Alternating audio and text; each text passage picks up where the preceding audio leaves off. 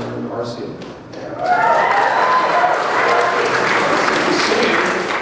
I'm not saying, I'm just saying. I'm saying it's different. Just saying. So, my parents are here today. They've never been to one of these before. Stand up.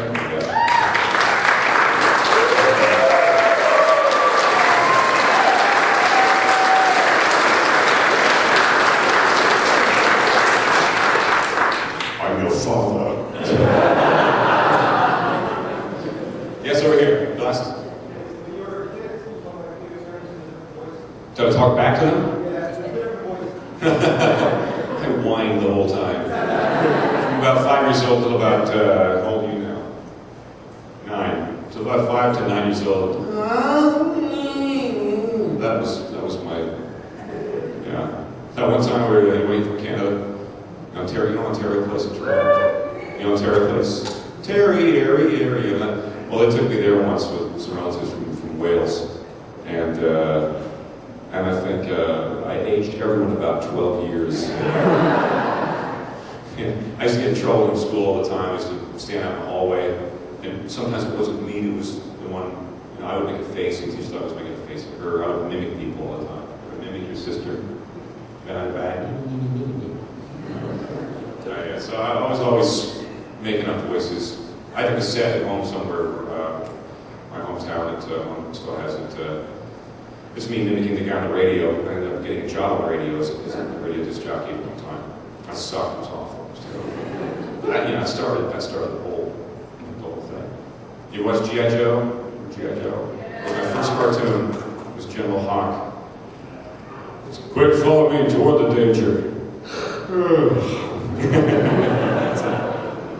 That was fun. That was handed right here.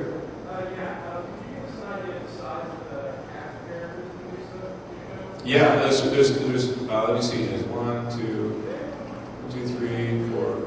Wait, want to name them if I can? Yeah. Okay, Jeff Bennett was Johnny Bravo.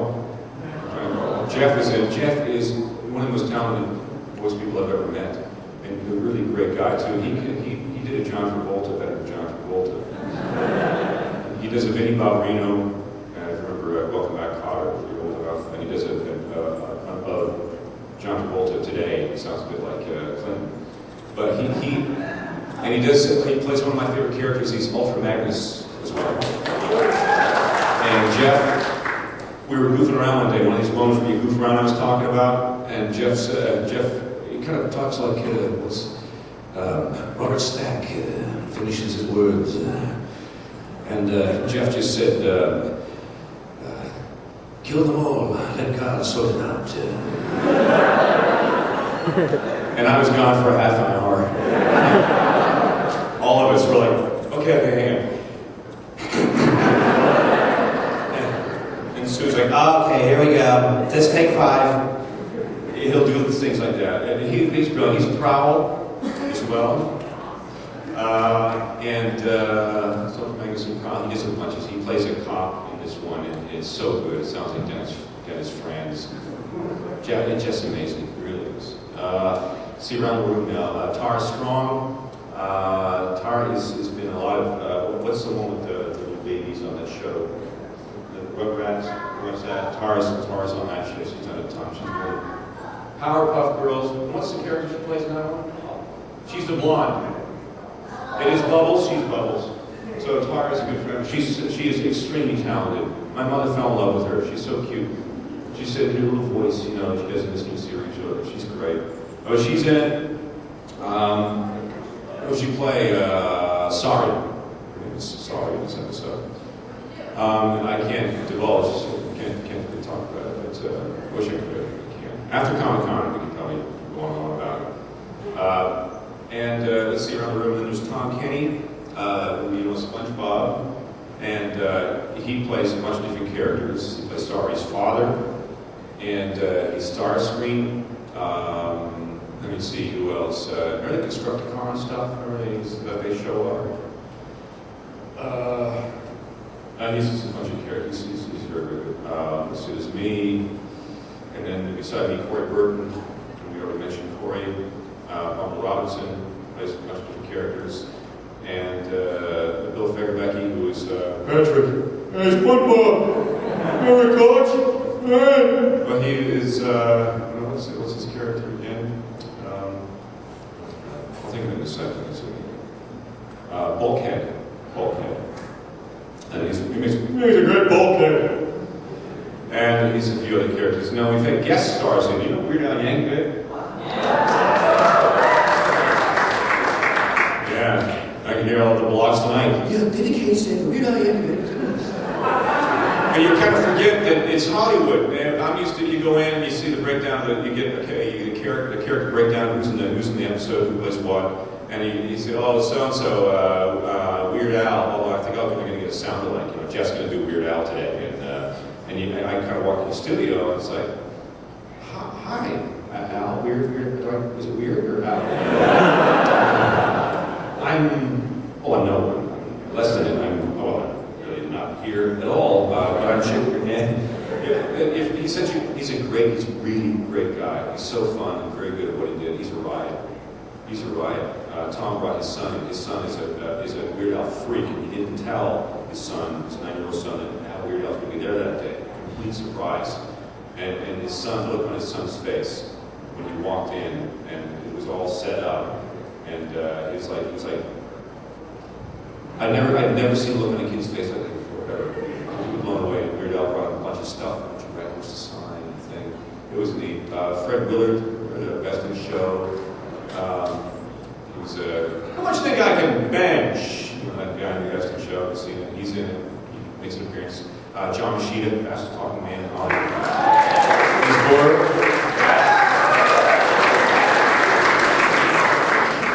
My inside joke, I can't say it here because it'll be a little years, but he would go into this diatribe and speak very fast. And he'd say he'd swear. It was like Rain Man almost. It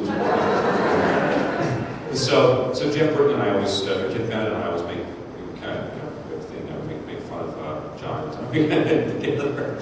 And he's great. Who else showed up?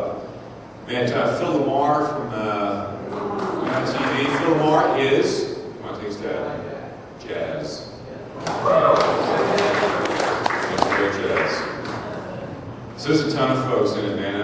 It's going to be fun. Yeah, over here at the Hat. What about Soundwave? Which Soundwave? Soundwave. Soundwave. Sounds familiar. Could have been. We've done two seasons. So we've done 29, including special. So yeah. Last Tuesday was the last show of the season. Now we're doing pickups. Every Tuesday now we're doing fixes. I was supposed to be younger sounding. They wanted a Tom Hanky kind of, they wanted to, change. But Hasbro, I started to get into the role a bit, and Hasbro came back to like my regular speaking voice. Transform the role out, play more of a hero, and so I'm going to go and replace a few of the earlier episodes to make sure it's how it ended up being. You kind of become comfortable with your role after a while. Yes? The more characters you do, I think there's I got to tell you something, and this may sound kind of, oh yeah, sure, but I totally about any paycheck or money or even Screen Actors Guild contract whatsoever. Because first in my thought, oh my God, I'm in a cartoon.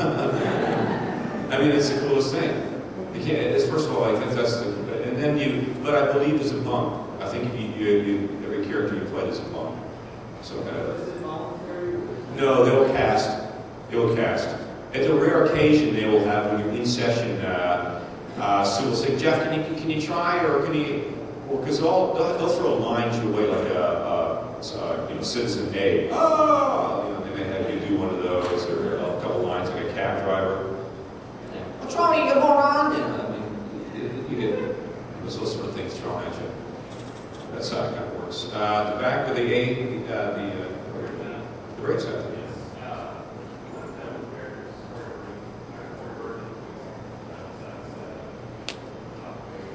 Megatron, Shockwave, Ratchet. He's the old one like this, Brian. He's a cranky old, and it's just so funny. Every time he does it, we all laugh. He's just the nicest guy. He's a little Jewish guy, and he's so kind, David will have coffee. I can't stand my family. Bother me all the time. I just want to be left alone. He makes a great ratchet. Yeah. Right here?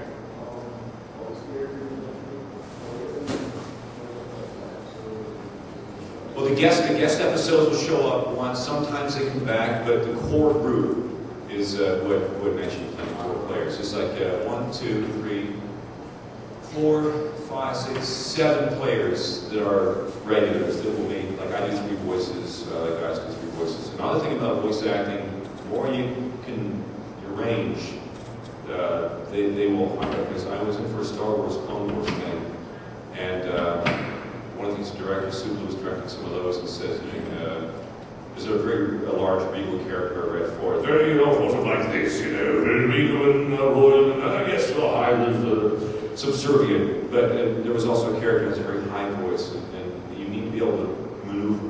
Because if they hear that, they go, oh, well, you probably do this other different characters. So you need to have all this stuff in your pocket. You want to get into this business, that's what you need to make sure your range is, if you go to Las Vegas and just sit there and listen to people. Las Vegas is the world's largest cartoon, folks. Because I mentioned this at a panel yesterday, you may have heard the guy that says, "Well, it's going to be over here, the slot machine, I'll be back." Yeah, and that's a real guy. He is living, breathing. And his wife is up in the air. They're real people, and that's where we all get our ideas. And it's their emotions and actions. Henriksen, is it Lance Henriksen? What's his name? Is it Millennium, that TV show? He says, yeah, what is it? Yeah. And he kind of talks like this all the time, doesn't really do anything. He stops and pauses. And that's how, he always used to, we watched him, and he used to move his shoulders, man, would stop. And so you can come up with voices and things by your body motion, the way people stand or talk. And Peter Cullen, let's get his chest out. And the hero, and when I stand in there, I stand like this. It just changes things. Come on, transform, roll out, folks. Let's go. We got a job to do. And it's different every time. It's more very, very tough. Evil thinking, scheming. Your back is. You can just change it by changing your body. So yes.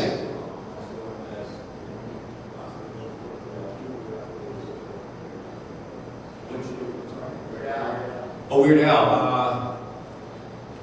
What was the character? God, it was funny. I think he was a garbage truck or something. I like garbage! You like weird how he does it. I think it's a garbage truck or something like that. Yeah, he was hilarious. He was just Weird Al. It was just funny. Some of the glasses, yeah?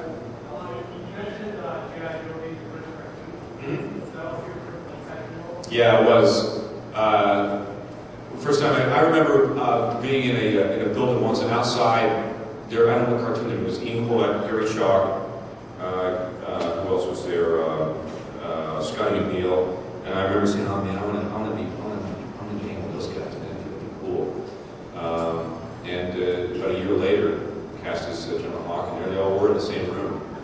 I was really nervous. Scotty tells a story about this young kid coming in with this big voice. So it was kind of, it was neat. That was a really cool time. Yeah.